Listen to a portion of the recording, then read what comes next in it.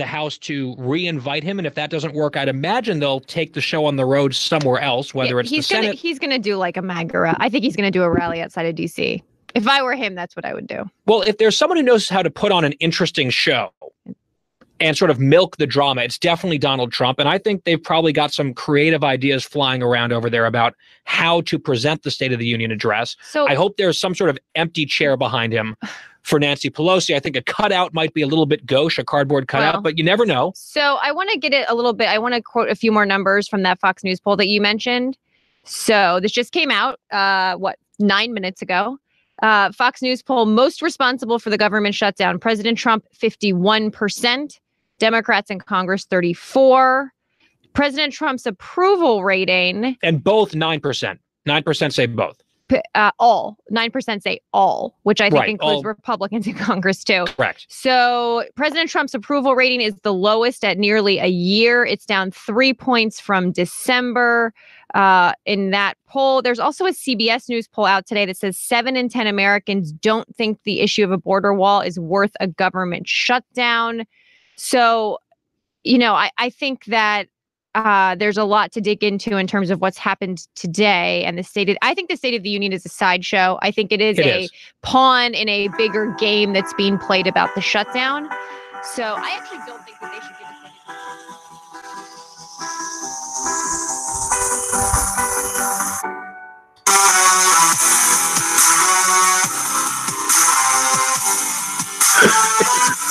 It's kids, you got your drill, man, like you're a Prince Sample, man. You go to drill and open the door. Wow. Hey, friends, and a pleasant good evening. Welcome to Lines Live here on the Forever Lines Network. Got the big dude, Stephen Davis, the Grizz, Jimmy Kennedy. My name's Skip Roberts. Looking for you to join us here any second here. And joining us back here, it's been a little bit of a delay here, some sad times here for the football family, and our deepest condolences to the big dude and his family. He lost his brother Art here the other week, and that's why we took some time off here. And so Stefan, heartfelt and sincere condolences to you and your family, brother. And we're here for you. We love you, and again, just our heartfelt condolences to you and your family. Thank you much. And all good stuff, man. Thanks for being there for me, the whole Penn State family and beyond. So, but like I said, man, it's all good stuff. All are treating me like brothers, which is what is even more important. What we have left and what we have left to make of a legacy, man, it just continues on. And I'm glad to be part of something like this. I think that will help develop something else. You always did encourage me to do those things. So I do thank you all. And, thanks for everybody's prayers. I ask for your continued prayers. And everybody, hey, you would say, be yourselves, man, and have some fun. Don't let nothing go by. Yeah, so I might crack on somebody tonight. Okay. Well, we love you anyway, buddy. It's all we're here for. You. Well, we got lots to talk about, folks. Wow. We made it through the bowl season here. We got our picks. We'll go back through, talk about how we all fared and who came out on top this year with the picks and for the bowls and for the season and everything else. And we will also touch on some defections here at Penn State. We talked a little bit about that earlier. Jim and I were talking before the show, and Jimmy actually predicted that to be happening. And so we're going to touch on a lot of these topics here, maybe a little bit of recruiting, give a little recap of even the bowl game itself, and some things we noticed there as well. So, probably best thing to do is maybe give a little recap of the game, guys. What do you think of what happened with Kentucky?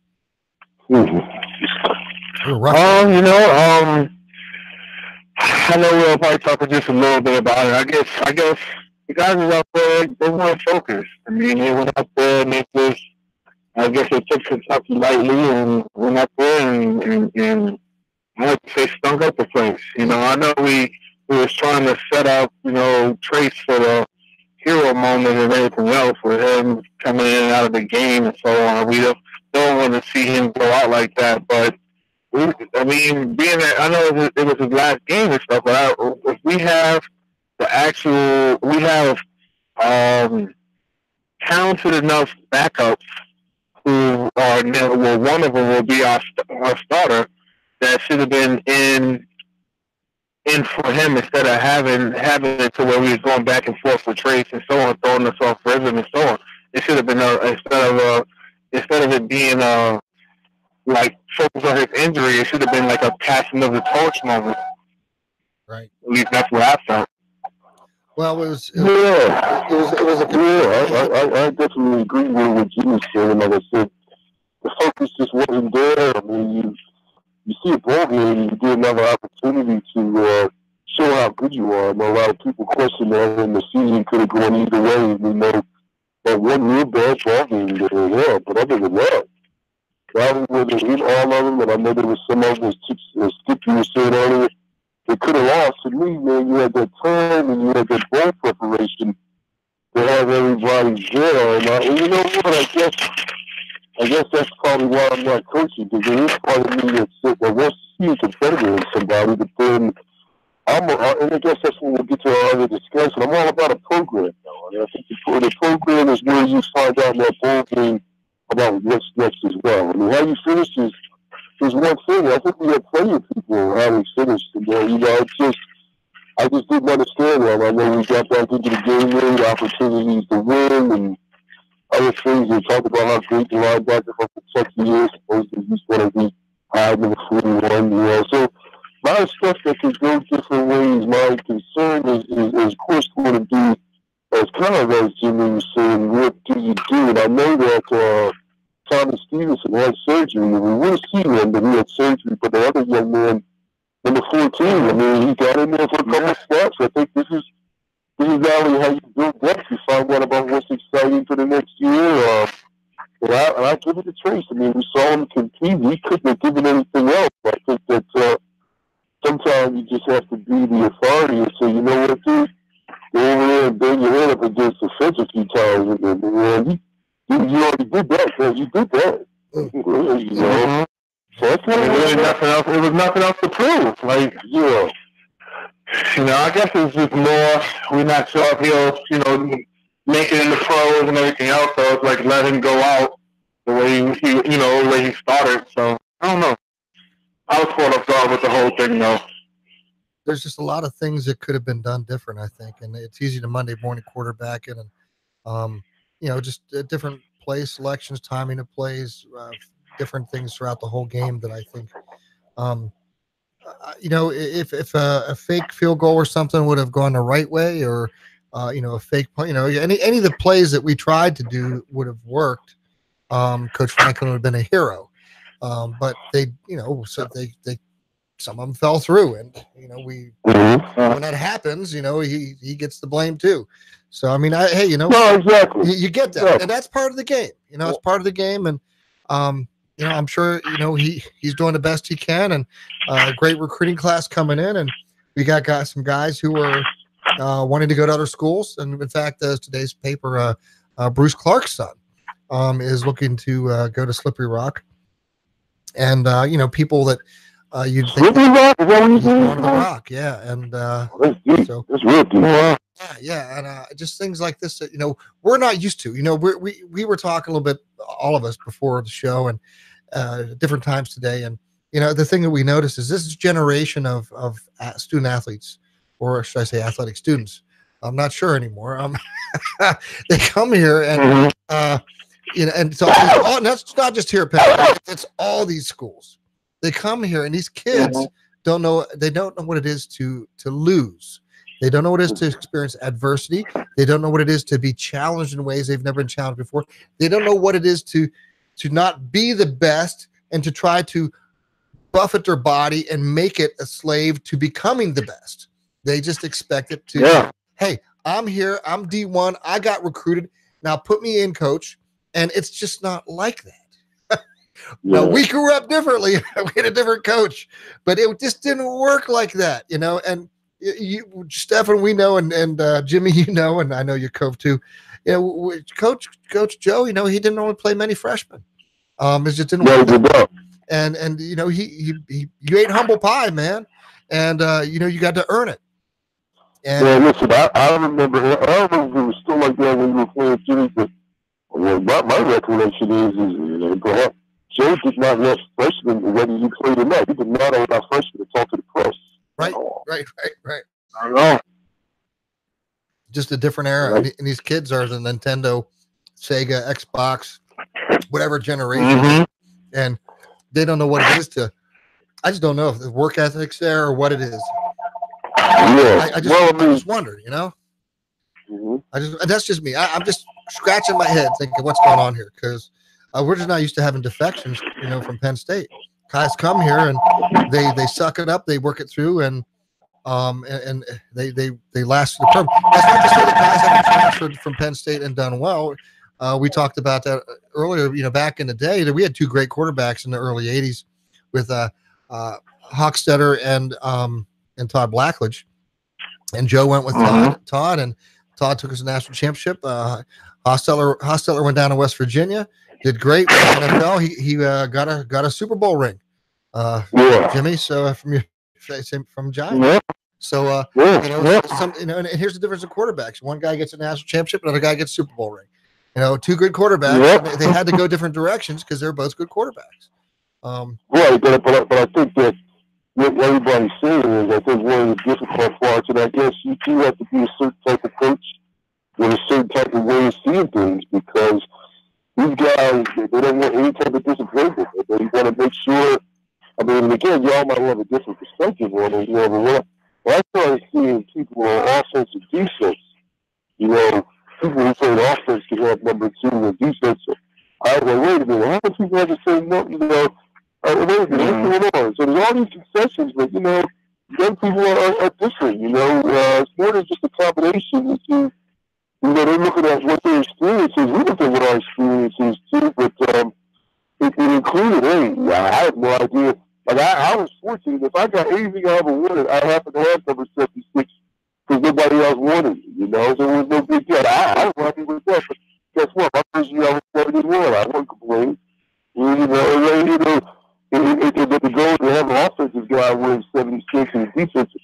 You know, that's when we start to start asking ourselves, man. It's like, how much is too much, or you just have to be the right people. And then, like I said, that's why I was laughing with anything. I guess my question would be is what do we really call a program these days? You know, but I don't know what point of the program is good to talk about this. To put this, I'm sure you have a perspective on it too about this graduate portal, man. I mean, God, how many people do we lose to this? Not just us, but a lot of people. We're like at 18 now. I think we're at 18 people. I think 18 people. I can't remember the number. Yeah. I was trying to keep track. We had a lot of people, Steph. I mean, that's what Jimmy and I were just talking about a little briefly before the show. I was like, wow, man, this is just like an exodus taking place. And it's not just here. It's other schools around the country, man. It's all over the place. It's right. But again, you know, in some situations, you can call a program, though. That's my question. In some situations, it's understandable. Like, for example, in Alabama with Jalen Hurts, you know, he was a spot or lost a spot to, you know, a young boy. And, you know, and then, you know, obviously he's not trying to compete it out. He wants to still have a shot at going pro and everything else. So I can understand that. But as far as what you guys are talking about, like when I first got there to Penn State, Basheem Grant was there. He had 73. Right. And it was a competitive nature that I had that I think we all have. Myself, Courtney Brown, LeVar Arrington, you know, Brandon Short, you know, just Dave Macklin, so on. James Boyd, like, you know, just going down, Justin Trepekis, you know, we just had a competitive nature about us. And when I saw he had that 73, I was like, all right, we're going to have to battle this out. You play offense, I play defense. Let's see, you know, if I become a starter and you on the bench, 73 is mine, bro. I don't care if you was here. You know, I don't care if you was here. And then it was one of those things that was like he was a senior. So it was like he was a senior when I was a redshirt freshman. So it was just one of those things that was just like, you know, let's go out there and let's compete. You know, and I understand, like, you know, I know we have a receiver at number 18 and a defensive end at 18. It's like, nah. Every time you line up at 18 versus 18, I'm gonna take your head off. Right. When it gets 18, you know, that's the question. That's just the way I am. But what happens is, I think it's just like what you guys said. there's no drive to be better. Like, this is just my opinion, No, and I'm not speaking in terms of. You're onto something, Jimmy. You're onto something here. Yeah, I'm not speaking in terms of Penn State ball and stuff. I love Penn State. You already know that. Oh, but we to me, yeah, that's what I'm saying. I'm not speaking in terms of like. Now, understand this. I'm speaking strictly football. I don't know people's academics. I don't know people's, off the field stuff. I don't know their personal lives or anything like that. But in some of these situations, like if it becomes like, hey, an agent, because they can talk to agents and stuff now. You guys know that, right? Really? Yeah. What you can talk to? Yeah. When I was up there this summer, it was like, I was like, man, what are they doing? Like, y'all talking to agents, y'all can't do that. And the coach was like, yeah, they can talk to agents now. What? I'm just like, you guys. I'm like, you guys y'all crucified Kurt and so on, but now it's okay. Like, I want my reparations. Exactly. You know what I'm saying? Cheated you out of like $10 million, man. You know what I'm saying? So it's like, you start looking at stuff like that, and it just becomes a thing that's like, if an agent is telling a player, hey, you're going to be first round, second round, or whatever, if a player has a situation where their lady is pregnant or their family is struggling or something like that or whatever, I was in all those situations. And I was just like, you know what? I've been pulling this long. We've been surviving this long. I know they're saying I can come out my junior year and so on. I could be a first or second rounder. But if I come back one more year, I could probably be, top 10. Right. So let me figure it out. Plus, on top of it, I was a part of Joe when we had a part of that program when we had 2 losing seasons. I was like, what is going on? Like, I couldn't leave Penn State after being ranked number 1 and stuff with LeVar and all those guys and actually leave with 2 losing seasons. I was like, nah, I needed to come back. I think I felt that even if I was a top 10 guy guaranteed that year, I really came back because the competitive nature in me was like, I can't leave this program like this. Right. But here's what the thing is. What I did was, and I don't take no credit for none of this stuff, but when I came back, I was a different leader for my last year. I showed by example and so on. When I left and went pro, the first year that I was gone, they won the Big Ten. Whoa. So it wasn't like it was like, you know what I'm saying? So yeah, I was a year off, but all those young players who watched me, who emulated me and everything else and so on, went out and won the Big Ten. See, that's what I meant about building the program. See, you bought into the program concept. That's all everything you're mentioning, and not just anybody, not because Joe said so. Because that's how we saw them. That's not just a challenge. It's a mindset. It's a mindset. Yeah, it is. But then on top, but here's the thing: is on top of all that, like when I stop and I look and I say, like, struggle or no struggle, like Sharif Miller. I think he was coming along, and we all will agree that another year would have benefited him. If he goes in the third round, he would have been a second round or late first round of next year. If he goes in the second round, he would have been a first round of next year, or so on. Given if he gets hurt or not, or so on.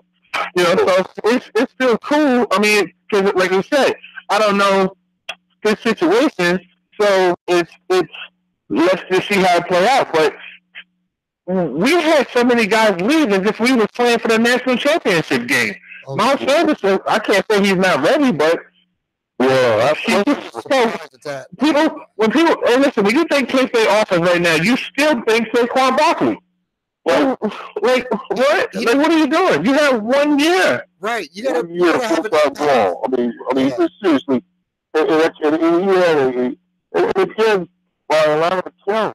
He had an exceptional year if you looked at his stats and all those things. But then when you start to talk about Jimmy, and I'm sure you know more than this than what I do, when you start talking about that next level and what it takes and how much you've learned, I mean, some people would say, even back in the 80s, he got his and roll.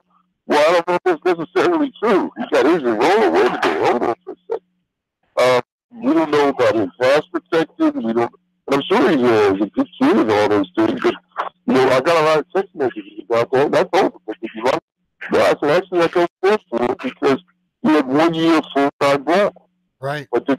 Yeah, but then even on top of that, Big Joe, it's like I said, it's not like we're coming up for national champion season where all right, hey, you have 1 year, but you put up 1,200 yards rushing or something like that. That's even with our defensive line. I watch these guys practice. I watch their efforts, and I know what they're. And no knock to you guys and so on. But in this time, here it is. This would be year 7 out of the game. I know what it takes to be in the NFL, for a long period of time. And these guys, watching them practice from the summer, they don't have it. I'm not saying that they can't develop into it. I'm not saying that they haven't got better as the season went on. But their work ethic and so on, is, from my standpoint, practice squad guys. Right. Because they have potential. And that's what I was saying. I think I was saying to Skip before we went on the air. I'm not knocking no one. I love all my guys. We already know this. Like I said, I wish them all the best. I pray they all get drafted in the first round and make a lot of money and play as long as they want to, and determine their own future on when they want to retire from ball, whenever that is. But when you look at the talent that we had, even not this past season, but the season before with Saquon and so on, Saquon was the only one who had a monster year. Gesicki and so on, he was solid. I mean, but he didn't have the year that was expected out of a tight end and everything else and so on. I mean, he's still a rookie. These are all Americans. You had Marcus Allen and so on, was inactive for 13 games. Yeah, and so on. So it's like, what is it? And this guy was just the leader of our defense. Right. So now you go from. Yeah, so then now, you go a guy who's been playing for a few years, and then you get a Kevin Givens who go out there and he was playing, pro. And I mean, we're playing NFL draft, right? And he's still got some growing to do. That's what I'm saying. Yeah. I don't quite understand. I guess I'd like to know the fact that you think you can play, is that good enough? Because there are a lot of y'all that could have played. That's what I'm saying. It's whether you could have played unless you just trying football. But if you're serious about football, and we know it's all you're going to do, you're still not talented enough. That's what I'm saying. There's no not going to be at all. You got to build a resume. You got to build a resume, man. You see it all. What you say, Skip? Do you guys think that there should be something in place that if a player doesn't get drafted, he still can retain his year eligibility? I like that. I think that makes perfect sense. We were talking earlier today too about how these guys got to get compensated because, it's like I maybe paralleled it to baseball. Okay, you got, AA, AAA, Major League, and all this stuff. We got the JUCOs, we got Division 1, 2, 3, and D1. All right. Remember we talking about that? I was just like, this is basically minor league football. Okay, that is to try to get you up to the next level to play in the big leagues. It's about money. Okay, this is about money for programs. It's about money for schools, and these guys bring it in. All right, so Steph and I were talking. We're like, anybody who makes, like we were talking about on the NFL side, anybody who makes a roster should get a pension. From day one, you make that roster, you're good for a pension, and the longer you're in, the greater the pension. The moment somebody makes a roster for a college football team, all right, they should be able to get education for life, right? BS, master's, PhD, whatever they want to do. They brought tons of money to that school. They're part of a program that's bringing money to that school. These schools owe them something more than just an education, but at least start with that and offer something like that for life for your people, because this is, if they can leave and go to the NFL and make it, great. And if they can't, they don't get picked up on a roster, they want to come back and have some eligibility, let them play. All right, because I like that. I like that. I like that. It's a great idea. I just don't like the for life part. I do like the that they should do something like that. Well, Jimmy, how many guys are going to do it? How many guys are going to come back and say, "Can we get the master?" No, listen. So here's what I'm saying. I will keep it as basically doubling your time. So instead of it being 5 years eligibility, it could be 10. In terms of to finish school. No, well, I mean, academic. I'm not talking athletics. Okay, I'm talking about education. No, I'm talking academics. I'm talking strictly academics. So let's say you get 5 years to play 4. right? Yeah. So what I'm saying is, once that's done, let's say you exhausted your whole 5 years, pro or not, you should be able to get 5 more years out for education. I think you should be able to go back and I think you should be able to go back as long as you want. I mean, look, if you're going to pick but you got to keep in mind. That only reason why I say that is because you got to keep, like, how do you handle transfers and everything else and so on? Well, I think if a school's willing to invest in a transfer, then they're saying, okay, you graduate from you finish your BS from here, or again, it's reciprocity. These schools pick up credits. You transfer from one school, they take that school's credits. It's reciprocity. I mean, it should be across the board. No, I mean, I understand that, but think about this. Like in our situation, we had like Jalen Hurts. Jalen Hurts graduated from Alabama. Okay. Well, so he's Alabama alum, but he's going to Oklahoma now. Okay. So, and he's on scholarship, and so it becomes the thing is Oklahoma going to pay for him let's say he doesn't make a roster, and does they say if he want to go finish his doctorate? Why not? Start his master's and go to his doctorate? Why not? But so Oklahoma picked that up. Jimmy, it's and nothing. I like that. I like that. For the rest of his life too, Skip? Why not? Yeah. Why not? Yeah. Well, Jimmy, look at it. Look at it. It's not costing the school anything. You're cranking out praise to people all the time anyway. Well, I think both of the discussions on the floor really is about the value of that graduate portal. The graduate portal has become a very, I'm trying to come up with a word for it.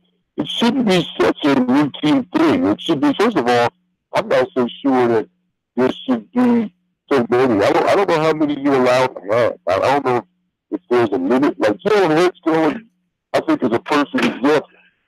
And then I think your question was, Jimmy, if somebody can go and they don't make it, should they be able to come back? And can they still do the graduate portal? I think you were asking that too. No, I don't. No, if they come back, I don't think they should be allowed to do the graduate portal. But what I'm saying is just, I think it's bad for the program. Like God forbid this happens. You have a Sharice Mills and I'm just going off our Penn Staters right now that declared early. Miles Sanders, Sharice Mills, right? Sharice Mills, right? Let's just say, like I said, I'm not wishing no bad on them. But let's say they don't make a pro roster. I think it's bad on the Penn State program to see guys from those neighborhoods that we continue to go back and recruit. Because he's from Philadelphia. They both PA kids and so on. Like, you know what I'm saying? So to go back and have those guys, because it's not like they're gonna, if they don't make the roster, like they're gonna just stop and say, all right, cool, let me go find a job. So now you're 2 years, possibly 3 years out of college, trying to pursue some football stuff, and in reality, you're not working towards using your degree and everything else and so on. So you're going to hit that funk for a little bit, and I think that's bad for the program. Well, that's all programs. Right, that's my thing with the graduate portal. I just don't. To me, it's how people will use it. I mean, right now, let's come up with a good example. I mean, you came up with one already with Jalen Hurts. Well, he's one for Penn State. I mean, a kid like Stanley Pickens, man, maybe Franklin said to him, look, man, I just don't see you playing, because it just didn't make no sense to me either. I'm like, you highly recruited this guy out of Pittsburgh or whatever. 6'8", the Joker's 330, you got to do something with him. And he's on the pitch. Right. It makes no sense. You get that, and I tweeted him and told him, hey, man, I got mad respect for you for hanging in there. And he said, I appreciate that, sir. I said, listen, man, you're supposed to go to Drake. And maybe things will work out for him at Drake. I think the thing that is the really good thing about the graduate portal is people are graduating. People are going to school early. They're going to school in January, which I wish I had done. I think that's where the mistake I made. I should have went where I had a chance to go. It was I wanted to go to my prom and all that stuff. No, I don't want to be bothered with that. Yeah. But the thing about it is, I think you'll see the graduation rate go up. And like you said, I think what Skip's saying is, even Oklahoma should be able to pick up something. They should be able to do something where if Jalen Hurts gets hurt, you know, what can you do for him? That's the question. Or are these people going to get exploited? And I think that's what you're saying, Jimmy. People who think they can go to the NFL and something tell them they can go to the NFL and they're giving them bad advice, they're being exploited again. Right. With a degree in hand and no money. Right. Right. And then now they don't have no money, and then now they have to pay to go back to school. Right. Exactly. Right. That's what I'm saying, man. I mean, these schools, if they're willing to have a guy come, you make a roster at a school. That school's into it for you for, you know, bachelor's, master's, PhD, whatever. You know, and that school's not losing anything by doing that. They're cranking them degrees out anyway. He's just another seat in the classroom, man. I mean, it's yeah. Well, I think here's the thing. I think what they have to do is look at this strategically to see, and this is my thing about the NCAA. They need to do the whole strategic way of looking at how it's going to benefit the young person. Right. Because if it's not there, see, everything else is grades and the degree and all that.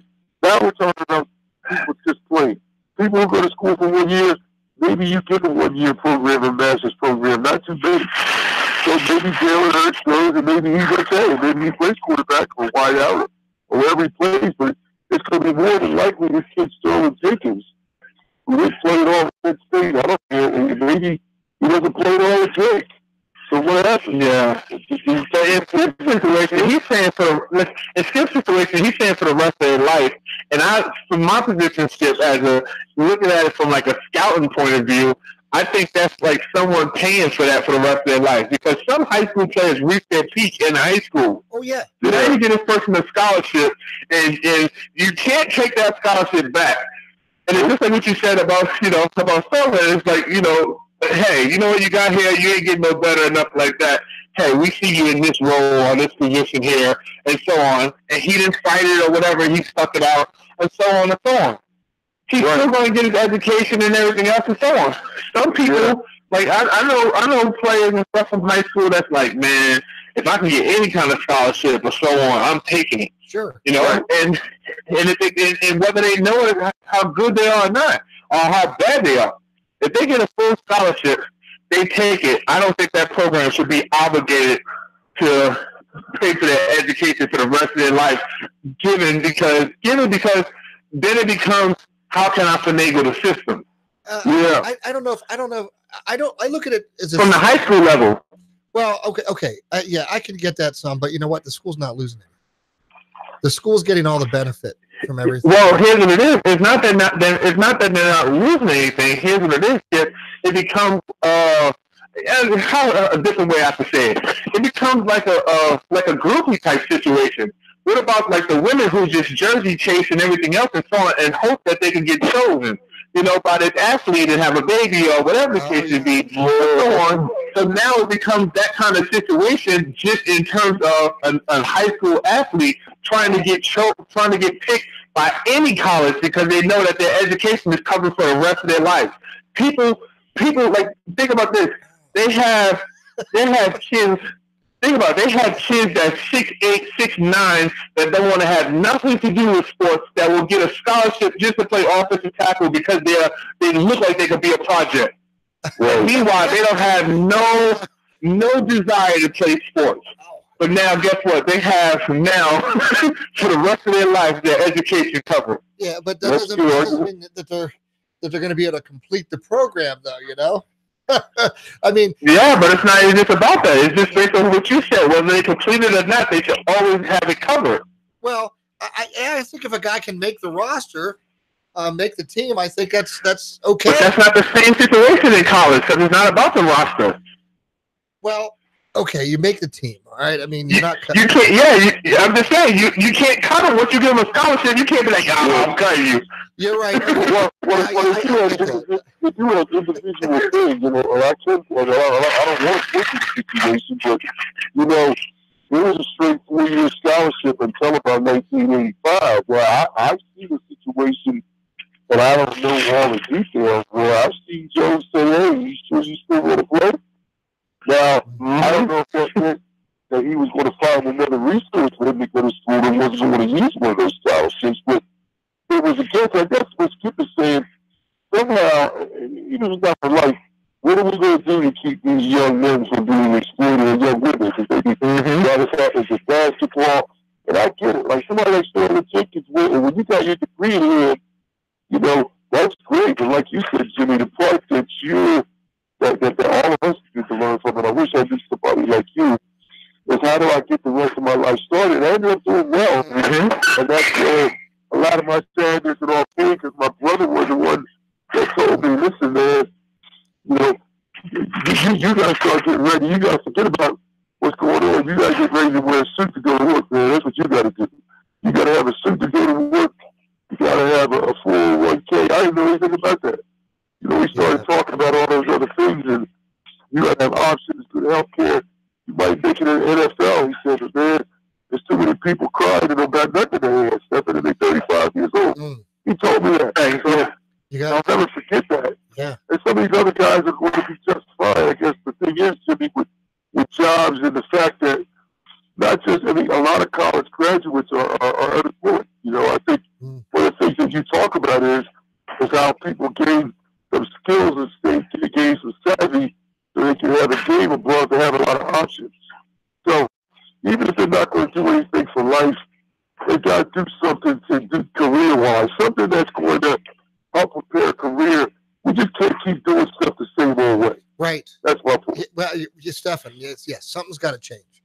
And something's got to give because, you know, we all know what it's like to be broke up here going to Penn State, you know, and, you know, can't afford to get out of McDonald's and get something, you know. I mean, I was blessed. I had my parents. I never went hungry, but, you know, to be able to go out and do something, you know, these guys are making millions and millions of dollars for Penn State.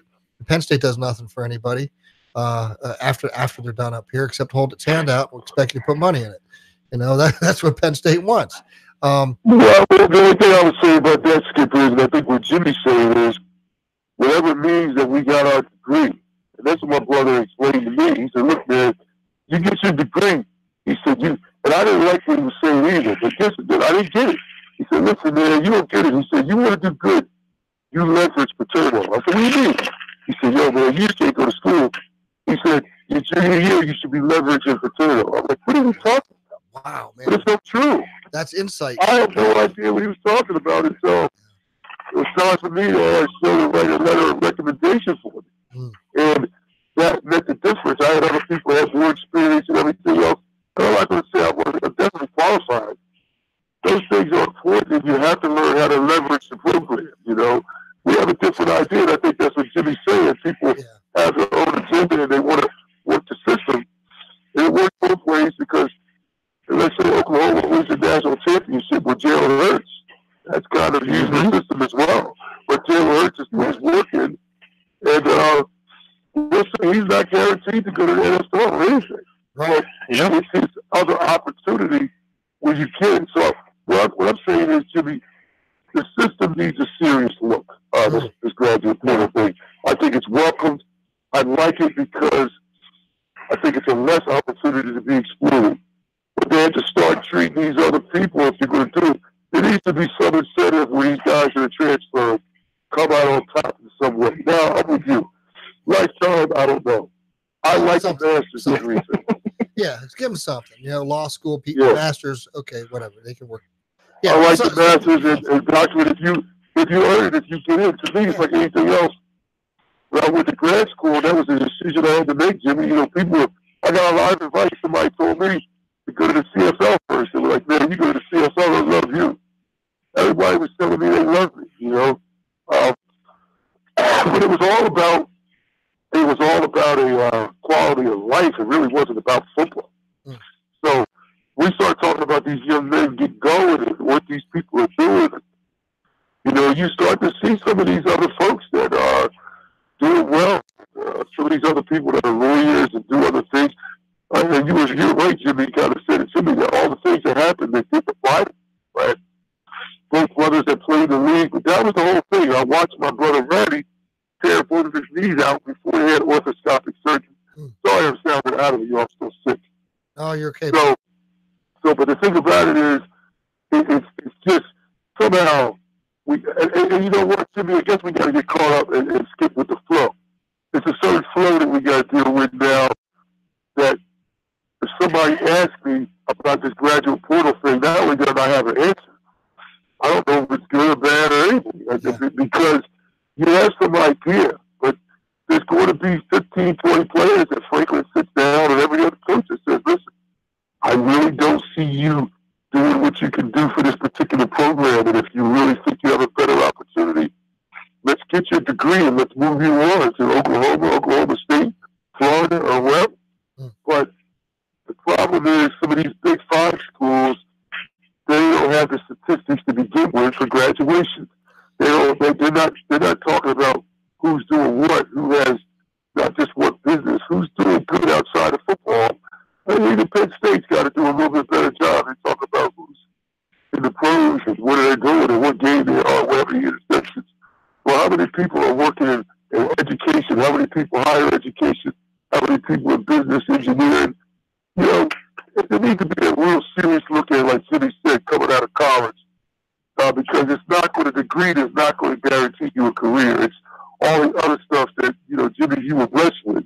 Those generic skills that you had that nobody else had. Well, he had a good coach, too, who took him under his wing. I mean, he got you some good lessons in life, man, while you were here to help you get down there. And I guess that's what I'm saying. Everybody doesn't have that. And me having a big brother effect, too, one that was 16 years older, one that was 14 and a half years older. It didn't mean anything to me, really, if they were in the league. That was the last thing. You know, the whole thing is that you don't work with a suit every day. You want to walk to work like you got some sense, man. You don't want to walk with your hand. And I didn't like it. I thought they were discouraging me. I thought they were telling me I was no good. You know, I was real confused. And now I'm seeing, with 28 years in higher education, man, I could quit in 6 years if I want to. Good. Yeah. You know, have a full retirement, have all those different things. But you know, I needed somebody like Jimmy to be able to tell me what the biggest things ahead were financially and all the best things that were going. So it's something Jimmy's telling me. I haven't even met this guy, and I'm talking over the phone. We're learning from each other. We just need to make more of a point, not even just as letterman, but just, you know, Jimmy getting involved with their lives. What's ahead for these people? Not even what would I do if I was younger. Just what's the state of affairs now? Maybe you can tell me something that's going to help me. Yeah, that's well said. You know, we're down to our last 9 minutes, guys. We got to fly through this here. This is great. Okay. This is great, and I appreciate it. There's a lot of stuff I'd love to come back and talk about here when it comes to this generation and mentality of things. Jimmy, you touched on it earlier, and I'd love to come back on that and come back on this topic too. But we got to give a quick summary here of our picks this year. So we'll try to wrap we're going to wrap up with that today. Hey, the playoffs terrible. Yeah, I ain't gonna lie. I picked Notre Dame and picked Alabama. Wow. I picked a lot of terrible teams. Oh man, yeah, it was a tough. The way the bowl picks came out like this, and coming out on top is the big dude at 24-12. Jim, yep, 24-12. Jim and I were tied at 20-16, and Jacob was at 19-17. So we, but yeah, you picked them well, Stefan. Did a good job. And overall for the year, and that wasn't including the playoffs, we were all across the board 2-1 there with Alabama. You know, that was just Clemson played a great game. I give them that. Alabama jumped up too, though, man. Come on, man. They played horrible football. Horrible. If all the games they played with no heart, man. Right. Yeah. They left it out there, and they gave up. It was just sad. It was not the Alabama I've seen play all year. But that's the game should have not turned out the way it did, and something just went wrong. And I don't get it. But no sense Monday morning quarterback in that one here. Wrapping up the year, the way it all turned out with the numbers is again the big dude wins it all at 115 picks and 44. 115.44. Yep. And I came in second, 109.50. Jimmy was in at 108.151. I beat you by one, Jimmy. And Yakov at 106.53. Yakov was good, man. He was the booby prize. You get the booby prize. Yakov gets the the rest of us get Ike and Mike. That fucking you can sit play.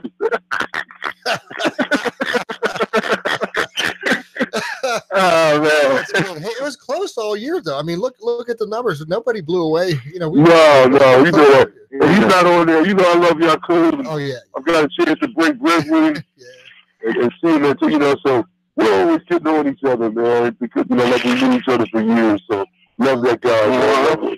Oh yeah. Yeah, I wished he was here tonight. We could have. I'd love to hear his comments.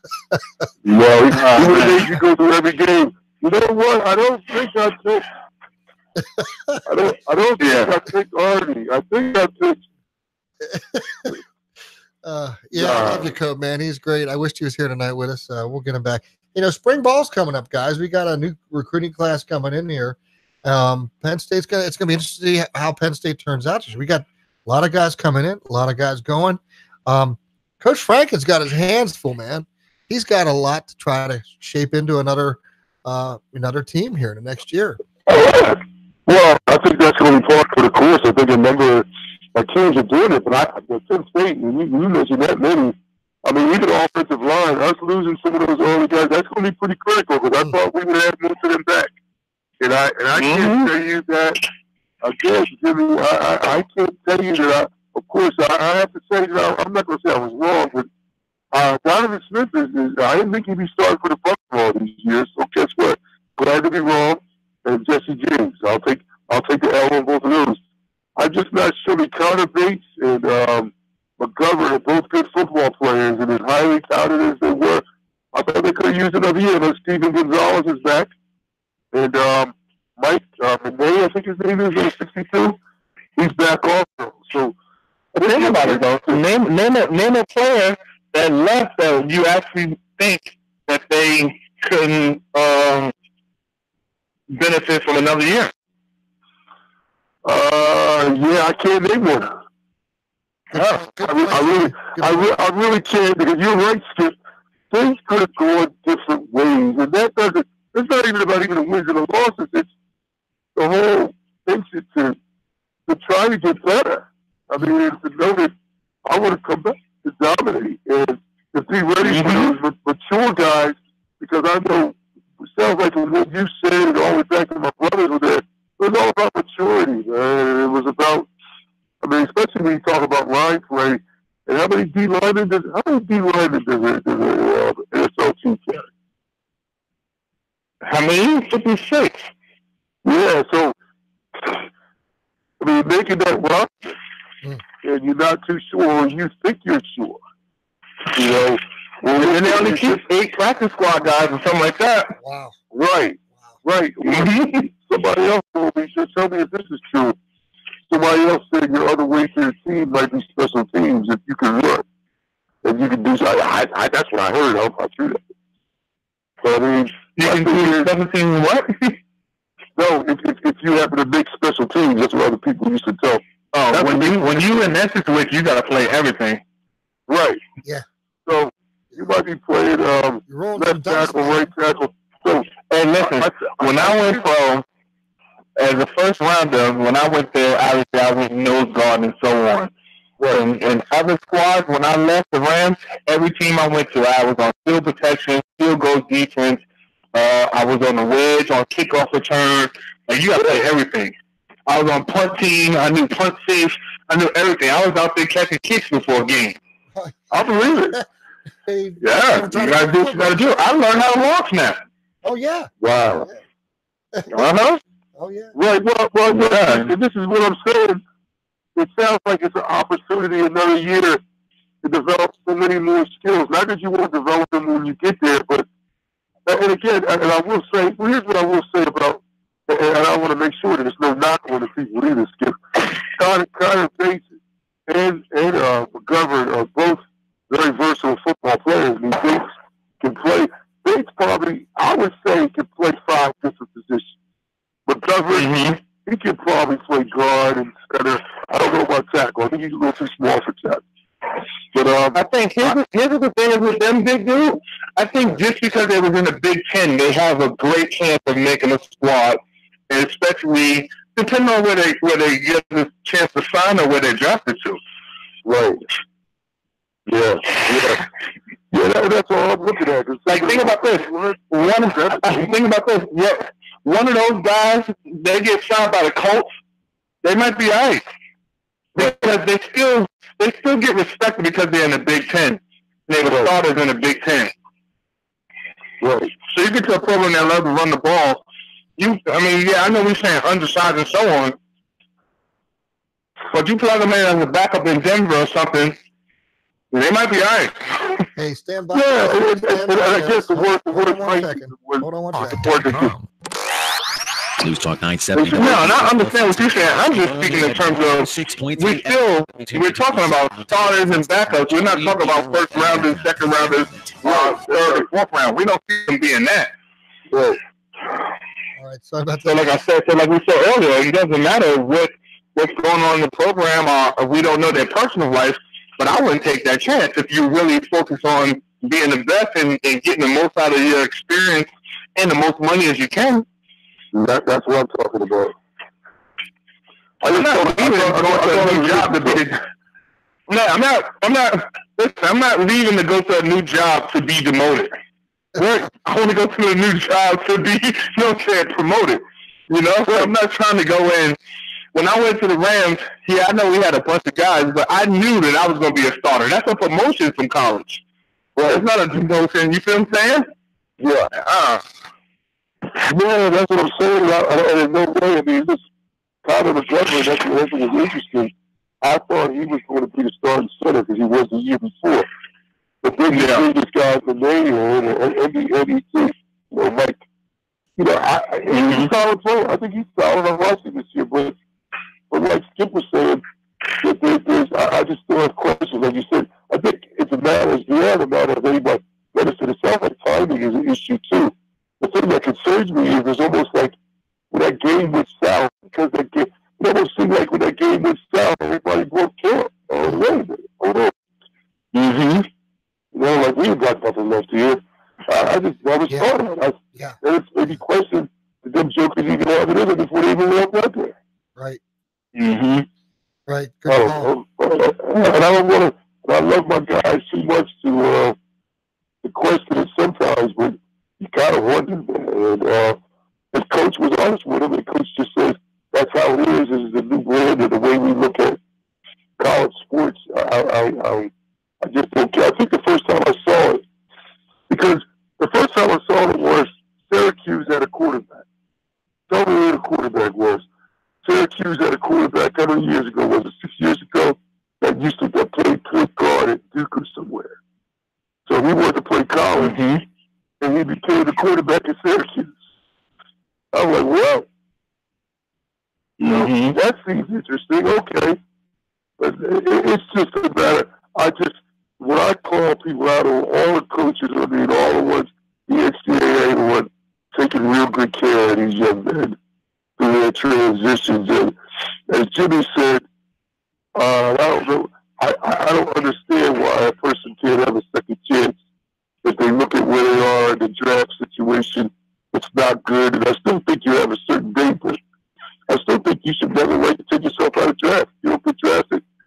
You can go back to school. Right. Maybe you don't make it. Maybe you really just don't have it. Makes a lot of sense. I still wonder why some of these guys are doing what they're doing, especially after a bowl game performance like that too. I'm thinking like, man, you hurt if you were looking to go to the draft after a performance like that, man, your stock just went down. I don't know if you're noticing the market here, man. If you'd have blown out that game and like Sanders had been like getting a stellar performance, his stock would have gone up. But after a game like that with Kentucky, I'd be saying, you know what? I'm going to be back next year because, I need to brand myself here as a running back to show that I just wasn't a guy who was just a backup. I'm a guy here who can do the same thing. And I think that happens when you build your resume on the field. I question we'll wait and see what happens. I guess that's all we can do. Hey, what about, man, we have so much we can keep talking about. We got to sign it off, but this new league coming out here next month. What's up with that? There's another league. There's another football league coming out here next month. It's Alliance League, you know, and I'm like, I didn't see it. yeah. Football's not ending here in the next month, guys. After Super Bowl, Alliance League's coming out. I haven't read or heard too much about it yet, but that'll be interesting. More opportunities, more job opportunities for people. Gotta love it. Be a lot of fun. I'm all about, guys. You know, I'd love to be able to see football going year round at different places, right. but who knows? Maybe that'll happen. It'd be nice. Well, to see just as long as they don't diminish the play more. And again, Jimmy, you might have some people that may even know to be involved. I just don't want football to be a novelty. That's what scares me, to be honest with you. I mean, I've been through it. You know, I've seen the USFL, all this other kind of crap. Although the USFL, was very competitive. And you had some very good players that are the USFL. I mean, very good. People like Irv Eastman, one of the best linemen probably that ever played the game. You know, left there from the Philadelphia Stars to go to Baltimore Stars. I had to go to the Chiefs. And you had a number of people that were there. It's just a question of what people are doing with the talent. I don't know where to go, Jimmy. Now you got 5 different levels of arena football there. I can't get caught up with all that stuff. I don't know what's going on. Then you saw the CFL at one time start bringing like 6 teams in the United States at one time. Like, wait a minute, hold on. Is it the CFL or is it? You know, now if you heard Atlantic City now, and God bless her, because we're going to be down there. I like football. But we're going to have a new team in the ASL. Wow. Yeah, we just found out about it. Wow. But we did have a team before called the Atlantic City Card Sharks. Gotta have it. It's a little too heavy for me, man. What a name, right? Who came up with that one? Apparently it was voted over like this is being voted. I'm afraid to find out what the names. Oh, gee. Yeah. I guess it'll be like the Gamblers, like, you know, when Jim Kelly played for. Well, there you go. Jim Kelly played for the Houston Gamblers in the USFL. No, it wasn't the Gamblers. It was the Houston. It was.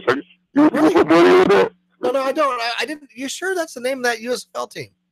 It was the Houston Gamblers. Really? They could look it up, man. She was a big dude. Yeah, I knew it was Houston something. There was. And then there's a $40 million contract with the LA Express. The highest paid player first ever was Steve Young.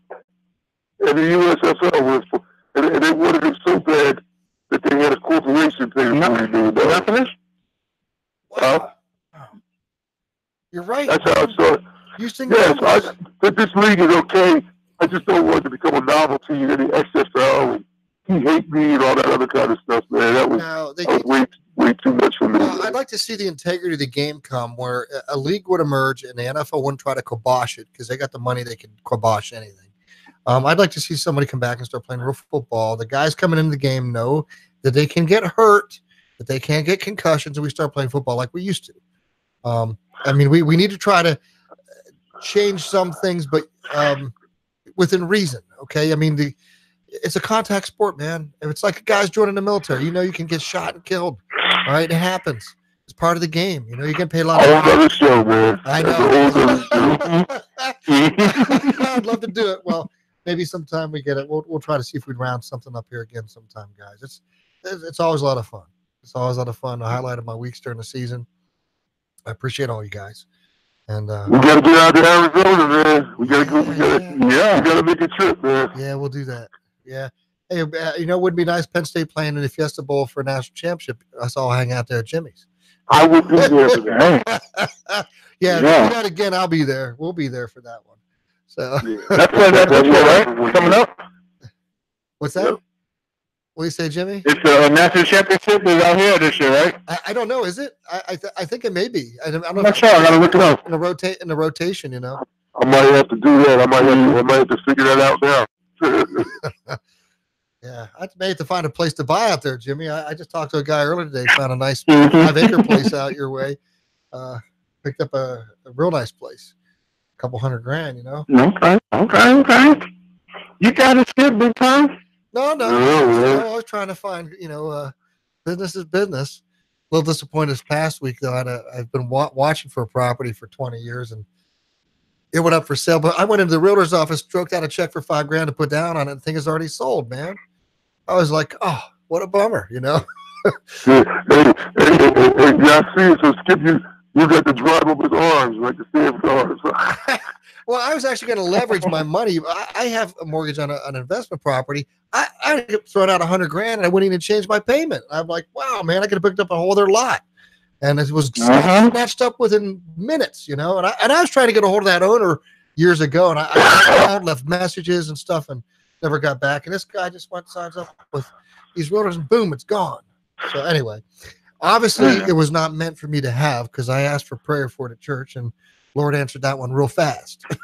Yeah, Skip, you getting deep, man. Put the Lord in stuff, man. Hey, he's got control of everything, man. He's sovereign. He's got what he wants. So, no, man. I don't want to come across grumbling. I got to. Don't be rolling the dice with him, though, man. No. I'm not tempting any providence, and I give thanks. I gave thanks last week. Because it kind of sounded like you was clicking them jaws together, man. No, I wasn't clicking my heels or rubbing the lamp or anything like that. No, man. I'm thankful, and I don't want to come across as ungrateful. I am a blessed man, and He gets all the glory for everything. I'm just a wretch. So I know my. That's right, man. And you got to go quick, Skip me in pair of glasses. Skip me in pair. Yeah, I got my bifocals on here tonight, guys. So I got my new tip. What's to do? But Fellas, I'm gonna need to take it down. Hey, we love you. Thank you all for everything. We love you. We're gonna be praying for you, man. Hope you and your family come through this well. We're always here for you. We love you, and hang in there, buddy. Jimmy, thank you so much, man. It's you hang in there, and Jimmy, we appreciate you and your cove, and it's been an awesome year, guys. So we'll look forward to pick it up here again real soon, man. We'll pick it up here again soon. Yeah, but I'll be up for a hoop game, Skip, hopefully within a month or so. Awesome. We'll look forward to seeing you, buddy. So, yeah, we'll go ahead and wrap it up here. So, on behalf of the big dude, Stephen Davis, we got the Grizz, Jimmy Kennedy. My name's Skip Rivalbis, and we missed you, Cove, tonight, but we'll get him back in here next time. So, thanks for joining us on Line Live, folks. We'll look forward to being able to see you again here real soon. Lord bless you, keep you, make His face shine upon you. We'll see you again here as soon as we can get on our show program. Have a good night. Take care now. All right, take care, guys. Love you. We'll see you. And we will return you to our regularly scheduled programming. It does sell out. I never fool you about that. If they don't sell out, I don't say they sell out. It is Exodus, yes, 20 what? Let me see. 23-2.